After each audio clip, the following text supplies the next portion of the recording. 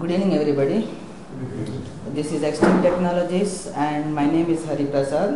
Today, I would like to express my ideas, my views, my experience on this offline data entry work from home.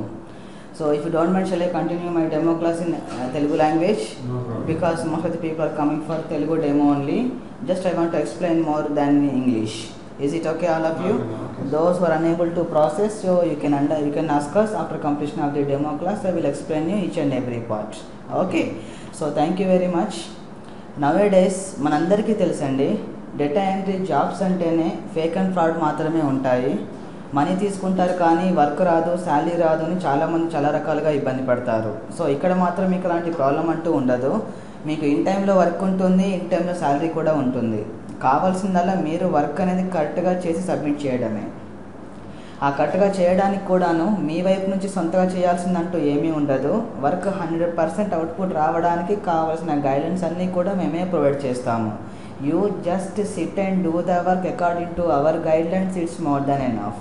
మళ్ళీ చెప్తున్నాను, so చూచి రాత copy రాసినట్టుగా ఉంటుంది, guide చూసి రాసినట్టుగా ఉంటుంది. Because this work is called only digitization work, not correction work.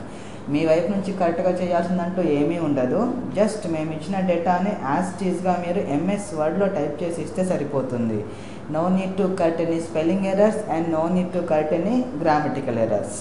Okay, so work nature గురించి మళ్ళీ ఒకసారి ఎక్స్ప్లెయిన్ చేస్తాను మీకు. ఇది completely offline data entry work from home అండి. మీకు డేటా అనేది స్కాన్డ్ ఇమేజ్ ఫైల్లో మాత్రమే ప్రొవైడ్ చేస్తాము. జేపీజీ ఇమేజ్ ఫైల్లో కానివ్వండి, టిఫ్ ఇమేజ్ ఫైల్లో మీకు డేటా ఉంటుంది. మ్యాథమెటికల్ ఈక్వేషన్స్ కానీ, డయాగ్రామ్స్ కానీ, ఫ్లో చార్ట్స్ కానీ మీకు ఏమీ ఉండవు. Only plain text matter. దాన్ని మీరు యాజ్ టీజ్గా ఎంఎస్ వర్డ్లో టైప్ చేసి ఇస్తే సరిపోతుంది. No need to cut any spelling errors and no need to cut any grammatical errors. Just type whatever you see in the image file, it's more than enough. That means even if you find any mistake in your image file, type the mistake only అని చెప్తున్నాను. One file equal to single side single page A4 సైజ్లో మాత్రమే ఉంటుంది. Data అనేది మీకు next పేజ్కి వెళ్ళదు. Contents 33 to 45 lines. Okay, one file equal to single side single page A4 సైజ్లో ఉంటుంది. పర్ పేజ్ మీకు 20 రూపీస్ టు 30 రూపీస్ వరకు పే చేస్తాము. మీ మంత్లీ శాలరీస్ వచ్చేసి 3000 రూపీస్, 5500, 10,000 అబవ్ కూడా ఉంటుంది. అంటే మీరు మంత్లీ ఎన్ని పేజెస్ చేస్తున్నారు అన్న దాన్ని బట్టి సో మీ శాలరీ ఉంటుంది. మరి ఎంత కరెక్ట్గా వర్క్ చేస్తున్నారు అన్న దాన్ని బట్టి కూడా ఉంటుంది.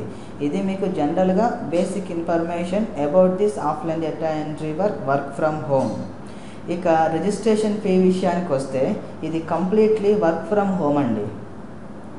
వర్క్ ఫ్రమ్ హోమ్ అంటే రిజిస్ట్రేషన్ ఫీ అనేది ఎక్కడైనా ఉంటుంది. But customer has to analyse whether it is genuine or not.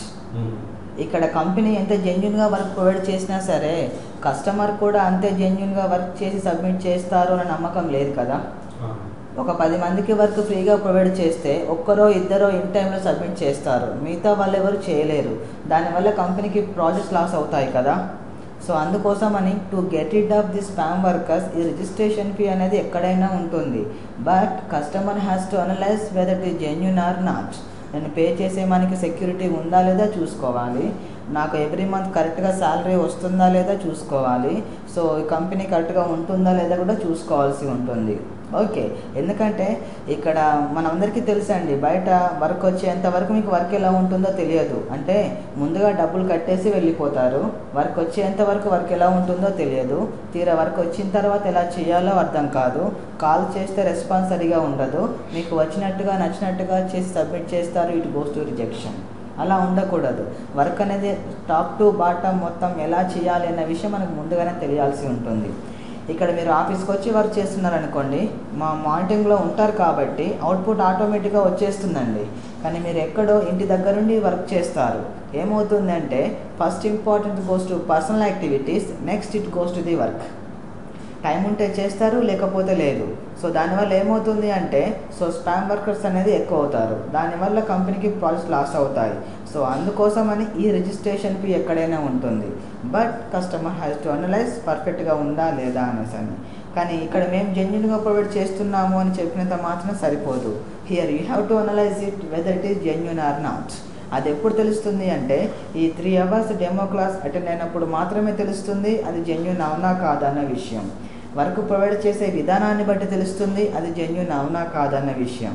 So first of all I request you, don't think about the registration fee, first think about work ఎలా ఉందో చూడండి. First ఈ work అంతా పర్ఫెక్ట్గా ఉన్నట్టయితే, ఈ కంపెనీ జెన్యూన్గా ఉందని క్వాలిటీస్ ఉన్నట్టయితే, then think about the registration fee.